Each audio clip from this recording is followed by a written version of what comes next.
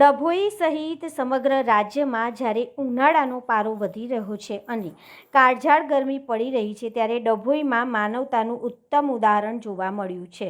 ડભોઈના સેવા સદન પાસે પ્રસન્ના ફાઉન્ડેશન દ્વારા લોક સેવાના ભાગરૂપે ઠંડી છાશના વિતરણનો કાર્યક્રમ યોજવામાં આવ્યો હતો।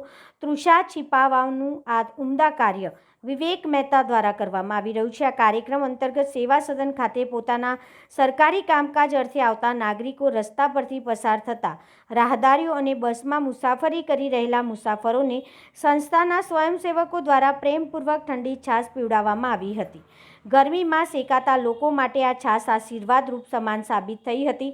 સંસ્થાની બહુવિધ સેવાકીય પ્રવૃત્તિઓ માત્ર છાશ વિતરણ જ નહીં, પરંતુ પ્રસન્ના ફાઉન્ડેશન ઉનાળાની ઋતુમાં અબોલ જીવો માટે પણ કાર્યરત છે।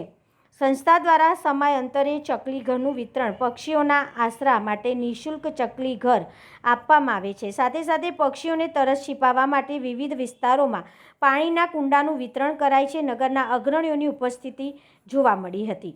આજના આ છાશ વિતરણ કાર્યક્રમમાં સંસ્થાના અગ્રણી વિવેકભાઈ મહેતા, ડૉક્ટર સંદીપભાઈ શાહ, પ્રવીણભાઈ જોશી ખાસ ઉપસ્થિત રહ્યા હતા। તેઓએ જાતે ઊભા રહીને લોકોને છાશનું વિતરણ કર્યું હતું અને સેવાનો વ્યાપ વધ્યો હતો।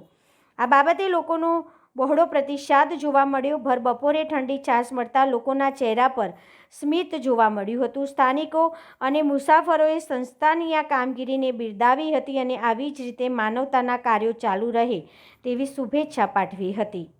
રામ રામ, નમો નારાયણ મિત્રો। આજે આપણે છાશ વિતરણ આમ તો બુધવાર છે, સોમવારે અને ગુરુવારે રાખતા હોઈએ છે, પણ આજે આપણે એક શુભેચ્છક છે અને એમનો સ્પેશિયલ મુંબઈથી ફોન આવ્યો કે મારા પિતાજીની તિથિ છે આજે, તો તમે કરો તો આનંદ થશે। એટલે આપણે આજે બુધવારના દિવસે પણ છાશ વિતરણનું કામકાજ ચાલુ રાખેલ છે। આપણા મિત્રો છે, ડૉક્ટર સંદીપભાઈ છે, વિજયભાઈ છે, પ્રવીણભાઈ જોશી છે, સતીશભાઈ છે, વિનોદભાઈ છે, આ બધા મિત્રો સાથે રહે છે અને આપણે જે કામ કરવું છે એ આ જ છે, છાશ વિતરણનું છે, પાણીના કુંડા છે, ચકલી ઘર છે। તો તમે બધા પણ આમાં જોડાજો। નમો નારાયણ।